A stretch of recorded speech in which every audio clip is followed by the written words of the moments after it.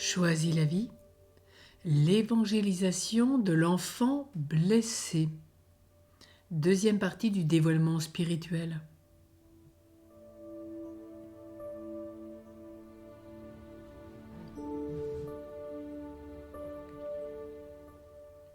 Le mystère de l'incarnation du Christ est au centre de la dynamique de libération spirituelle.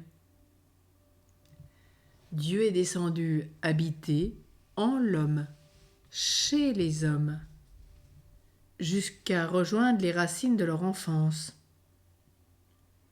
L'enfant blessé qui demeure en chacun d'eux est visité et progressivement restauré par le Christ. C'est l'annonce de la bonne nouvelle de l'amour de Dieu au petit enfant blessé, ce que nous appelons aussi la guérison des racines. L'adulte qui est maintenant, en accueillant et en apprenant à aimer, cet enfant peut alors s'ouvrir à la conversion et au salut. En partant de ce symbolisme de l'enfant intérieur blessé, il entend d'une autre manière la parole du Christ en Saint Marc chapitre 10 verset 14. Jésus s'indigna et leur dit « Laissez les enfants venir à moi ». La libération intérieure permet ainsi de mieux intégrer la vérité et le réel de son histoire de vie, de son corps, de sa sexualité et de ses relations. Un exemple. Mes parents ont pleuré à ma naissance parce que j'étais un garçon. Je n'étais pas comme il fallait. Après 4 fils, ils espéraient une petite fille. J'en pris conscience un jour dans la prière. Je participais à une retraite de guérison intérieure 3 jours avant Noël. Je pensais à la naissance du Sauveur et je regardais l'icône de la Vierge de tendresse de Vladimir. Mon regard était posé sur la Mère de Dieu. Je réalisais soudain que je ne regardais jamais l'enfant. Dans ma prière, je demandais à Dieu pourquoi. Une pensée surgit en moi. Parce que tu ne l'aimes pas. Effectivement, je le trouvais laid, les cheveux mal bouclés, les yeux boursouflés. Un peu surpris par la vivacité de la réponse, je surenchéris. Mais pourquoi est-ce que je ne l'aime pas ? Parce que tu le détestes.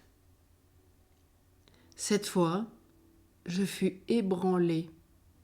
De mon cœur montait une prière ardente. Mais Seigneur, tu sais tout, tu sais bien que je t'aime.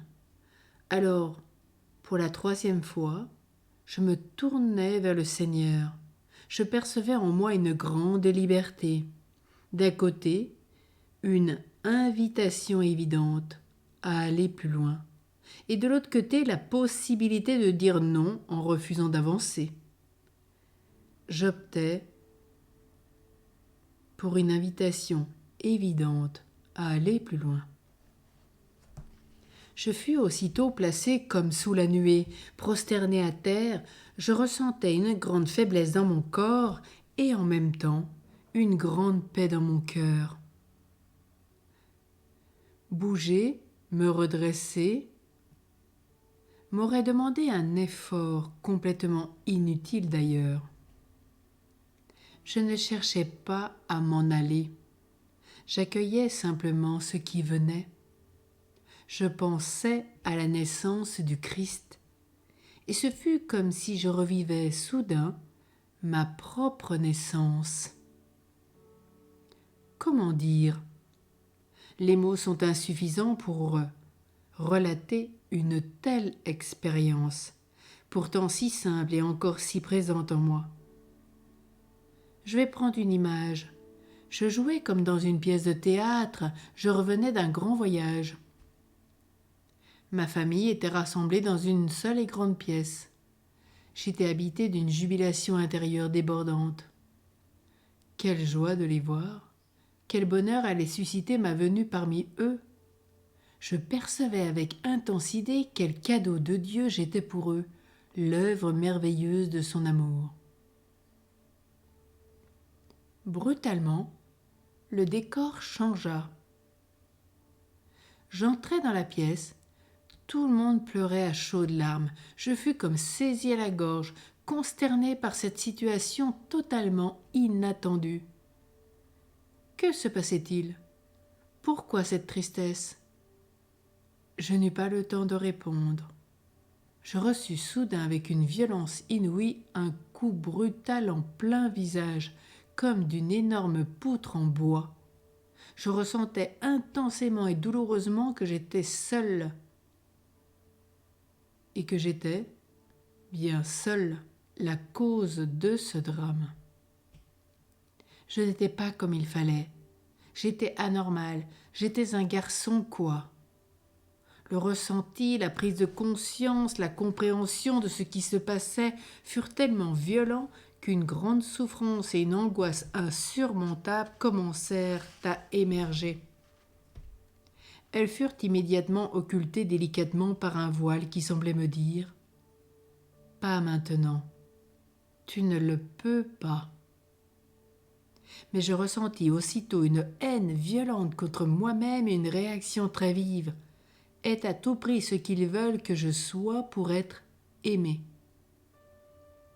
Tandis que se dévoilait l'événement de ma naissance, la communauté chrétienne chantait doucement les versets du psaume 23.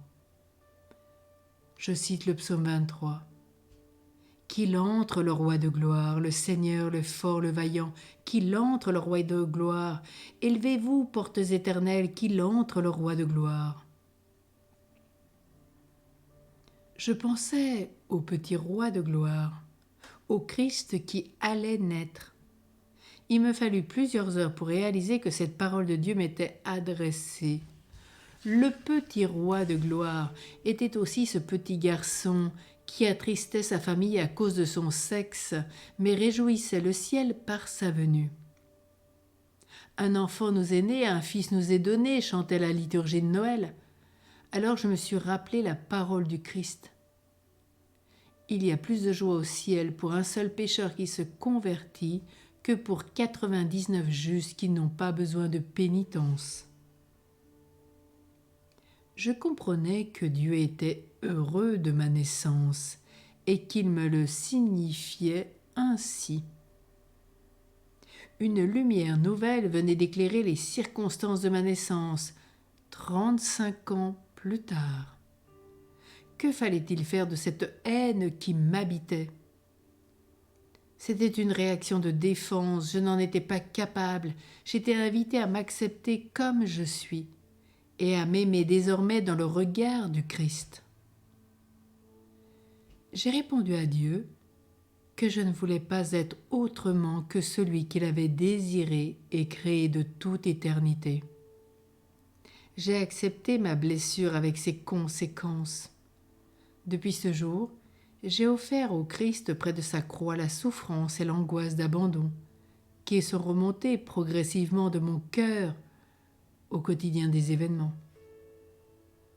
Cette blessure, maintenant mieux comprise, est devenue pour moi une source de vie et le lieu privilégié où je goûte à l'amour que Dieu me porte. La prudence est évidemment de mise devant de tels dévoilements. L'accompagnateur spirituel ne provoque rien, n'interprète pas non plus. Pour aider la personne à se faire elle-même une opinion raisonnable sur ce qui vient de se passer.